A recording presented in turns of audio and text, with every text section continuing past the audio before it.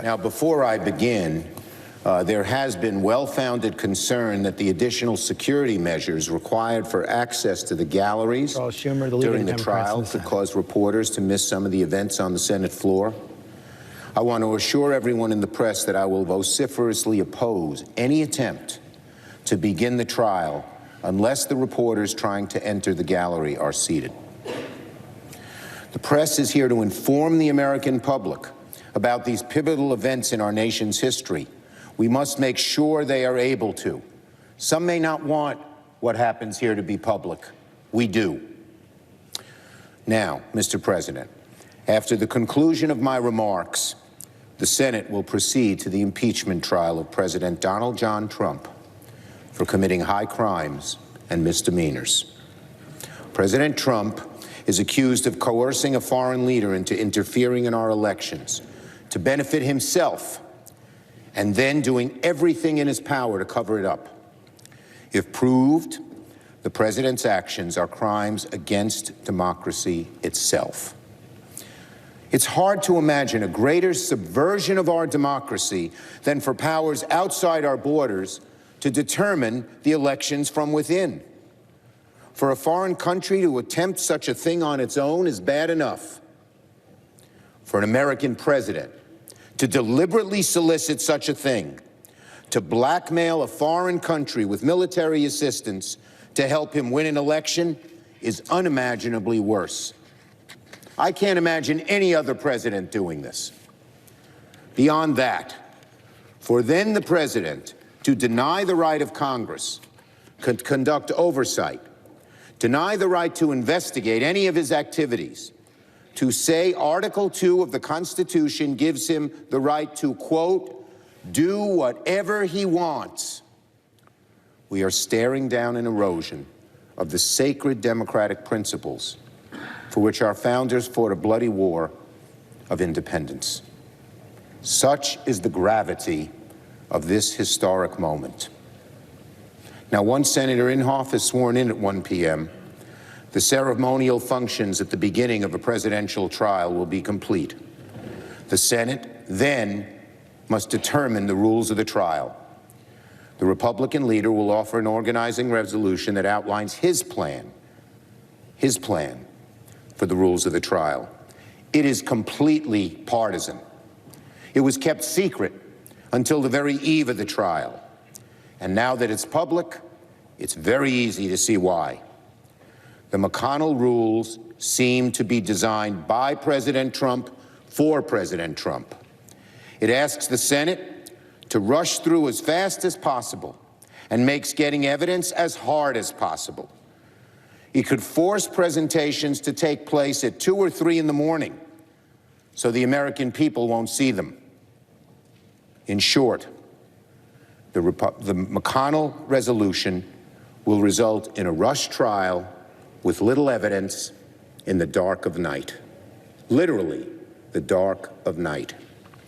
If the president is so confident in his case, if Leader McConnell is so confident the president did nothing wrong, why don't they want the case to be presented in broad daylight? On something as important as impeachment, the McConnell resolution is nothing short of a national disgrace. This will go down, this resolution, as one of the darker moments in the Senate history, perhaps one of even the darkest. Now, Leader McConnell has just said he wants to go by the Clinton rules. Then why did he change them in 4 important ways at minimum to all make the trial less transparent, less clear, and with less evidence? He said he wanted to get started in exactly the same way. It turns out, contrary to what the leader said, I'm amazed he could say it with a straight face, that the rules are the same as the Clinton rules. The rules are not even close to the Clinton rules. Unlike the Clinton rules, the McConnell resolution does not admit the record of the House impeachment proceedings into evidence. So Leader McConnell wants a trial with no existing evidence and no new evidence. A trial without evidence is not a trial. It's a cover-up. Second, Unlike the Clinton rules, the McConnell resolution limits presentation by the parties to 24 hours per side over only 2 days. We start at 1, 12 hours a day, we're at 1 a.m., and that's without breaks. It'll be later. Leader McConnell wants to force the managers to make important parts of their case in the dark of night.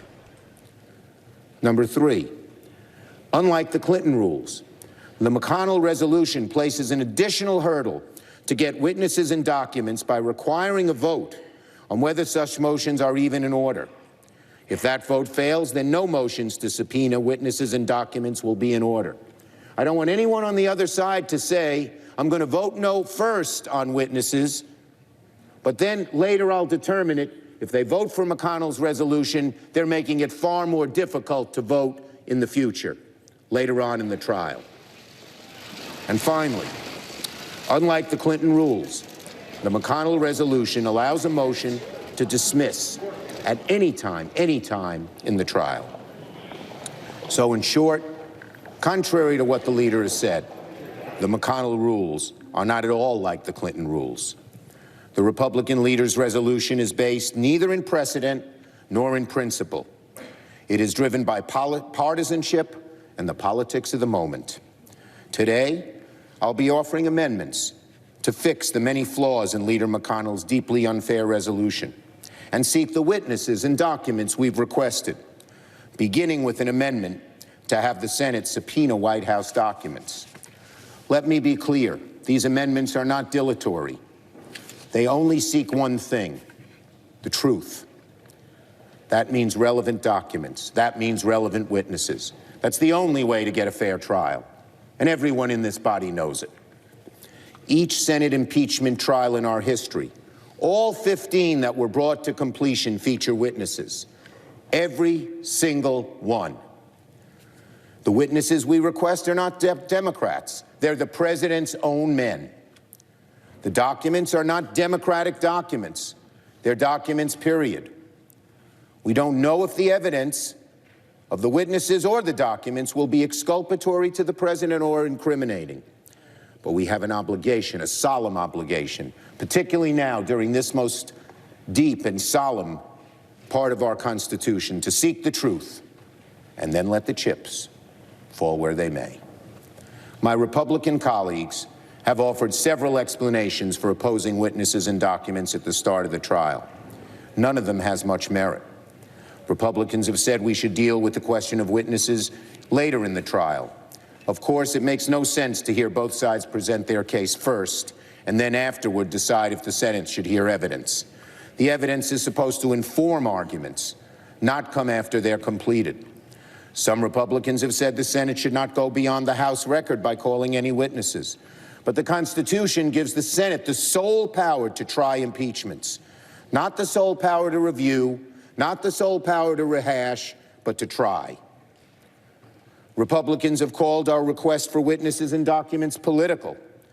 If seeking the truth is political, then the Republican Party is in serious trouble. The White House has said that the articles of impeachment are brazen and wrong. Well, if the president believes his impeachment is so brazen and wrong, why won't he show us why? Why is the president so insistent that no one come forward, that no documents be released? If the president's case is so weak that none of the president's men can defend him under oath, shame on him and those who allow it to happen. What is the president hiding? What are our Republican colleagues hiding? Because if they weren't afraid of the truth, they'd say, go right ahead, get at the truth, get witnesses, get documents. In fact, at no point over the last few months have I heard a single solitary argument on the merits of why witnesses and documents should not be part of the trial. No Republican has explained why less evidence is better than more evidence. Nevertheless, Leader McConnell is poised to ask the Senate to begin the first impeachment trial of a president in history without witnesses, that rushes through the arguments as quickly as possible, that in ways both shameless and subtle will conceal the truth the truth from the American people. Leader McConnell claimed that the House had ran the most rushed, least thorough, and most unfair impeachment inquiry in modern history. The truth is, Leader McConnell is plotting the most rushed, least thorough, and most unfair impeachment trial in modern history. And it begins today. The Senate has before it a very straightforward question.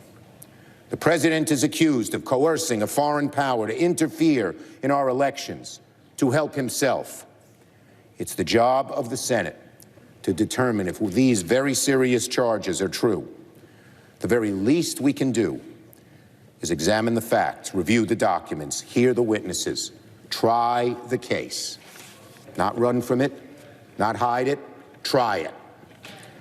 Because if the president commits high crimes and misdemeanors, and Congress refuses to act, refuses even to conduct a fair trial of his conduct, then presidents, this president and future presidents, can commit impeachable crimes with impunity, and the order and rigor of our democracy will dramatically decline. The fail-safe, the final fail-safe of our democracy will be rendered moot. The most powerful check on the executive, the one designed to protect the people from tyranny, will be erased. In short time, my colleagues, each of us will face a choice about whether to begin this trial in search of the truth or in service of the president's desire to cover it up. Whether the Senate will conduct a fair trial and a full airing of the facts, or a rush to a predetermined political outcome. My colleagues, the eyes of the nation, the eyes of history, the eyes of the founding fathers are upon us. History will be our final judge. Will senators rise to the occasion? I yield the floor.